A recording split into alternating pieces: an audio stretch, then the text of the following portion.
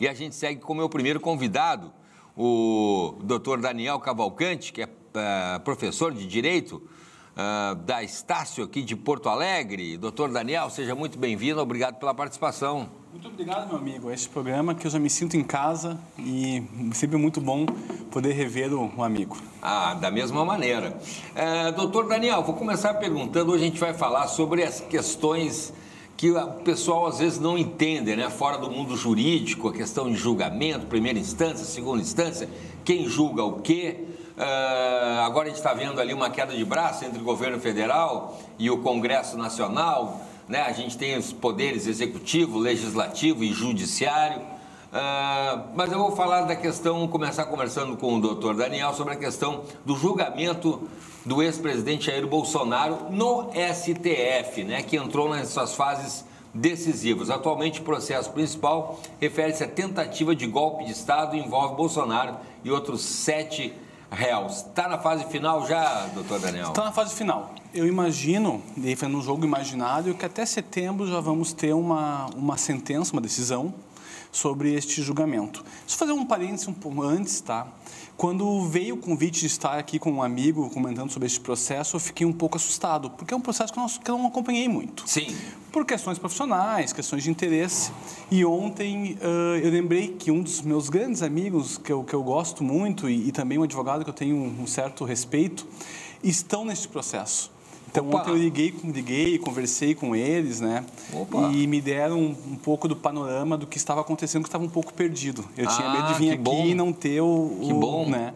E não ter a informação correta. Sim, a análise correta. Quando nós estamos fazendo uma instrução criminal, nós fazemos um processo, nós temos que entender que tem certos ritos. Sim.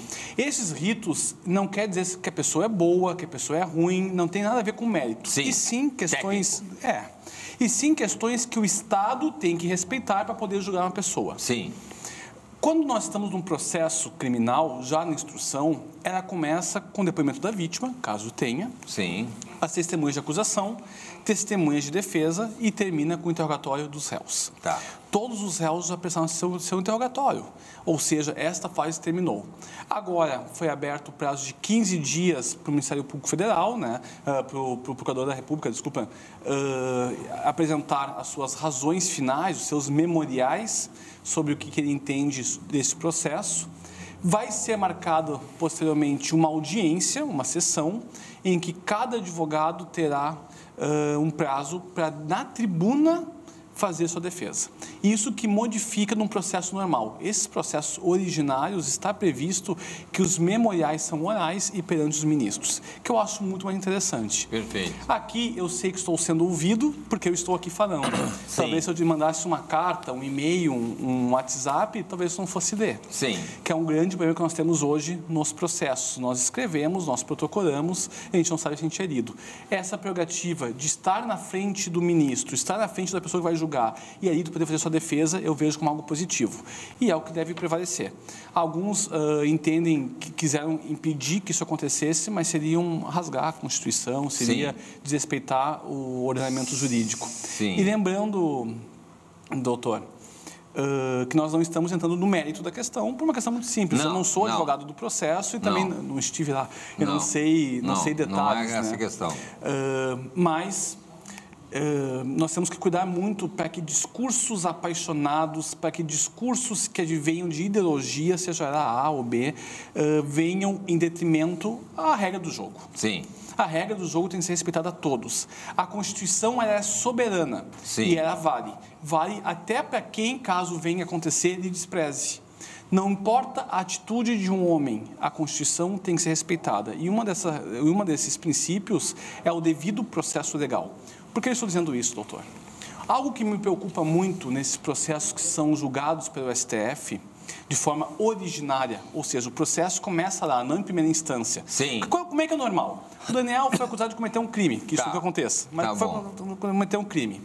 Eu sou julgado em primeira instância, Tenho o direito a recorrer em segunda instância e, dependendo dos fatos ali, se houver uma questão constitucional ou uma questão legal, eu tenho o direito de ir para STJ ou para STF. Tá. Perfeito? Ok. Este processo, assim como tantos outros, por uma prerrogativa de função, ele já começou no STF. Pois é. Qual a minha grande dificuldade de compreender e de aceitar isso aí? A do senhor e de todos os seus colegas. Eu até sei que vai falar. Nós temos uma prerrogativa que está prevista no Pacto de São José da Costa Rica, que é o duplo grau de jurisdição. Ou seja, eu sou condenado, eu tenho direito a uma reanálise do meu processo. Sim. Se eu já sou condenado no STF, quem irá fazer a reanálise desse processo? Não há uma corte acima do STF. Uma saída muito inteligente que os ministros ministros realizaram, imagino eu, tenha sido por isso, fazendo um jogo imaginário, foi que esse processo está sendo julgado na primeira turma, não pelo pleno do STF, que já é um erro. Ao meu ver, o presidente da República tem direito de ser julgado pelo pleno do STF, por todos os ministros, os 11, não só por alguns. Eu acho que a saída que vai se dar é que leve o caso ao plenário para que assim tenha um duplo grau de jurisdição, ou seja, assim seja reanalisado o processo. Perfeito. Mas, doutor, não pode um juiz julgar duas vezes a mesma causa. Pois é, aí que está, doutor. A gente acompanha aqui, os leigos acompanham aqui de baixo, a gente vê o seguinte, então, eu repito, independente de qualquer viés político, né, qualquer linha política. Já não precisa ser muito inteligente para saber que é um jogo de cartas marcadas. Já todo mundo ali é absolutamente contra o ex-presidente Jair Bolsonaro. A gente teve anulação, no caso contrário, casualmente num período recente, do próprio presidente Lula, que teve ali um julgamento também anulado por causas também um pouco duvidosas também, né? Porque ninguém demorou semanas, meses para ser feito o julgamento, ninguém lá para não diz, não, isso aqui está errado e tal. Ou então, se estivesse errado, que julgasse de novo, pelo meu entender. Julgasse de novo. Não, foi feito errado o rito, então a gente errou, então esquece toda a condenação, esquece a investigação, esquece as provas, você está absolvido, acabou tudo, porque a justiça errou. A justiça errou. A justiça não soube fazer, não sabe fazer o trabalho dela, a justiça errou, então pode ir para casa, muito prazer, até logo. Esse é o meu orgulho, doutor, de ser advogado. Porque nós, advogados, e não é na época, nesse momento, falamos que o mensalão estava errado. Ninguém nos ouviu. Não. Nós, advogados, eu já era advogado, falamos que a Lava Jato estava errado. Ninguém nos ouviu. Nós, advogados, agora falamos que isso também está errado. E eu sei disso, é verdade. Isso demonstra que nós não temos uma questão ideológica. Nós temos um livrinho, nós temos um código. E esse livrinho tem que ser respeitado. Ponto. E eu repito, tem que ser respeitado, não importa quem seja outra pessoa. Existe uma doutrina que é o direito penal do inimigo. Ou seja, para o meu amigo eu aplico as leis, para o meu inimigo não. Isso não pode existir num Estado democrático de direito. Não é porque o cara é amigo ou inimigo do rei que ele tem ou não tem direitos. Pelo contrário, nós temos a Constituição que estabelece direitos iguais para todos. Bom, por favor. Não, porque daí eu vou mais além, porque a gente tem visto, por exemplo, a questão, não estou entrando no mérito, tá bom? Respeito profundamente, tenho mãe, tenho irmã, tenho filha, as mulheres também. A gente tem visto ultimamente questões do direito serem diferentes para o homem e para a mulher. Agora, por exemplo, a questão da Lei Maria da Penha. Uma mulher não precisa mais criar provas, é só o que ela fala, vale, é verdade. E eu não. Isso é muito interessante, doutor. Isso aí... Mas nós somos iguais, a justiça não é cega, não sei o quê, não é para todo mundo. E isso é uma questão muito interessante, tá? O entendimento que eu tenho, dando uma visão tanto humanista quanto garantista, é de que se eu ir numa delegacia de polícia e falar que tu me ofendeu, eu tenho que apresentar algum tipo de prova. Isso. Eu entendo que, pela forma que os crimes contra as mulheres acontecem, no sigilo do lar, no escondido, seria muito difícil fazer essa prova. Tudo bem. Eu entendo que se possa abrir uma investigação criminal através de uma denúncia sem prova. Posso até entender isso. Agora, nós temos que avaliar vários momentos probatórios, tá? Primeiro, a gente abre uma denúncia, depois nós denunciamos, nós recebemos a denúncia e nós somos condenados. Eu entendo que para abrir uma investigação, a mera palavra poderia até... Beleza, ok. Agora, para condenar, não. Pois é. Para condenar, não. E depois, quando é aberto e é decidido que foi... Porque senão a pessoa pode estar abusando daquilo ali como vingança, como uma coisa sem fundamento.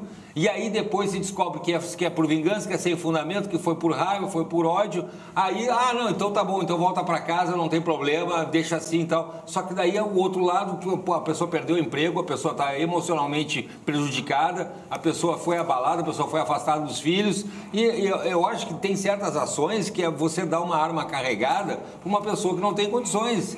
Não estou dizendo, não estou entrando no mérito, entendeu? Tem que defender as mulheres. Nós estamos falando do direito. No momento que começa a descambar um lado, que um vale mais uma coisa que para o outro não vale, aí aquele direito que todos os gêneros são iguais, que raça, cor, credo e tal, aí começa já não ser mais valendo mais. Assim, doutor, nós temos no Brasil uma margem de feminicídio muito alta. Nós temos no Brasil muitas mulheres que são realmente agredidas. E qual o grande problema disso, né? As falsas denúncias, elas acabam afastando essas mulheres que realmente são vítimas. Pois é. Porque um dos problemas do nosso Poder Judiciário é que nós julgamos muito processos. Um dia desses, eu fui fazer uma situação oral no TRF4, que já julga menos processos que a Justiça Comum. Sim. O TRF4 é o Tribunal Regional Federal. Isso, que julga menos, para o pessoal entender em casa. Que julga menos processos que o TJ. E naquele dia, se eu não me engano, foram julgados, acho que 30 processos. Numa pedaço, numa parte da manhã e numa tarde. Uma vez eu vendo uma sessão do STF, o ministro falou, já estamos surdos de tanto ouvir. Sim. Já estamos surdos de tanto trabalhar aqui, né? E o nosso grande problema é, uma mulher que faz uma denúncia falsa, não prejudica tão somente a pessoa que a denunciou, mas também toda uma prerrogativa feminina, tendo em vista que vai ocupar o trabalho do promotor, vai ocupar o judiciário e outra, doutor. Vai criar um precedente de, ela mentiu, por que a outra não está mentindo também? É verdade. Então, eu vejo isso muito mais grave, inclusive, não só para o réu, mas para a sociedade como um todo. Então, voltando para a questão, nós voltando da questão do julgamento do STF, o doutor explicou muito bem sobre a questão da primeira instância, segunda instância, terceira instância, quarta instância. A gente vê que parece que a questão já foi decidida antes de chegar ao final. Por ele ser ex-presidente, por exemplo, né? A gente tem 7 réus, o ex-presidente Jair Bolsonaro e outros 7 réus, são 8 pessoas. O que acontece? Podem recorrer? Porque só essa parte eu não entendi muito bem. Perfeito, doutor. Olha que interessante. Existe um recurso dentro deste processo. Vamos lá. Quem vai julgar esse processo? Vamos primeiro nesse ponto. Cristiano Zanin, Carmen Lúcia, Fux, Alexandre de Moraes e Flávio Dino. Esses 5 que irão julgar este processo. Perfeito. São 11, 5 vão julgar. Os 5 vão julgar. Caso haja divergência, o que é divergência? Um deles entenda de forma diferente. Que não deve ser condenado. Que não deve ser condenado, com uma pena menor. Exato. Poderá ter um recurso que nós chamamos de embargos infringentes. Já ouvi falar. Ou seja, é um recurso dentro do próprio STF que tira da primeira turma e coloca no pleno do STF. Com os 11. Com os 11 ministros. Com 5 mais o presidente. Com os 10 e mais o presidente, desculpa. Qual a grande questão disso aí? Nós descobrimos se esse julgamento pelo pleno vai ser o bastante para dizer que houve respeito ao duplo grau de jurisdição. Se vai ser o bastante para dizermos se houve respeito ou não a um efetivo julgamento. O que é isso? Reanálise do mérito e dos fatos. Tem um caso muito interessante... A presunção da inocência? Tudo. Tem um caso muito interessante que é do Maurício Herrera, se não me engano, que é um jornalista que foi absolvido, depois foi condenado por difamação. Na verdade, estava exercendo o seu direito de jornalismo. Sim. O poderoso não gostou da notícia e o processou e condenou. Perfeito.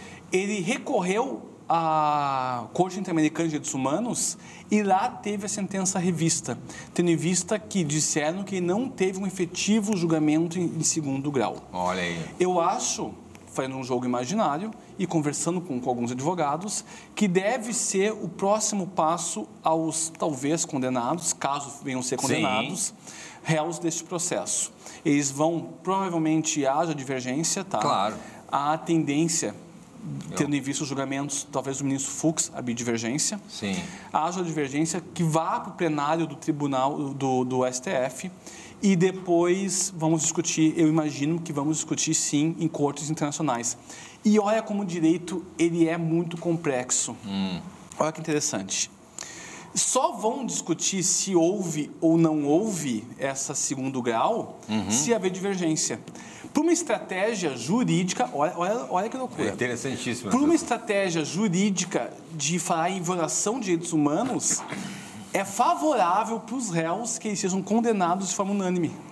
Sim, entendi. Porque aí não vamos ter a discussão. Porque se eles forem condenados de forma unânime, não vai para o pleno. Sim. Não indo para o pleno, não vamos discutir se houve ou não houve dúvida da jurisdição. Fantástico. Por incrível que pareça, imagina um advogado chegar para o seu cliente e falar assim, ó, eu espero que seja condenado de forma unânime. E o cliente vai ficar louco. Mas são nuances do direito. Questões do direito. Porque caso eles venham ser condenados de forma unânime, não haverá recurso cabível. Sim. E aí eu entendo que a Corte Interamericana vai ter que intervir. Sim, vai ter que intervir. Porque aí fica muito descarado, daí o lado de quem quer fazer o que para o outro, né? Então, aí só acho isso, sem entrar no mérito. Eu e o doutor Daniel estamos comentando a parte técnica do ritual. Tem muita coisa para falar, o nosso tempo está esgotado, doutor Daniel. Vou pedir para que volte outras vezes. Queria conversar com o doutor Daniel em relação também à questão dos 3 poderes independentes, né? Que a gente está vendo aí agora uma queda de braço. E isso acontece agora também no governo federal, com o Congresso, onde existe o Senado e a Câmara dos Deputados, né? Mas isso acontece muitas vezes nos governos, nos estados, com o governador e as assembleias legislativas, e nos municípios, com o prefeito e com as câmaras municipais, né? E aí são os 3 poderes e tem junto ali o poder judiciário, né? O executivo, legislativo e o judiciário.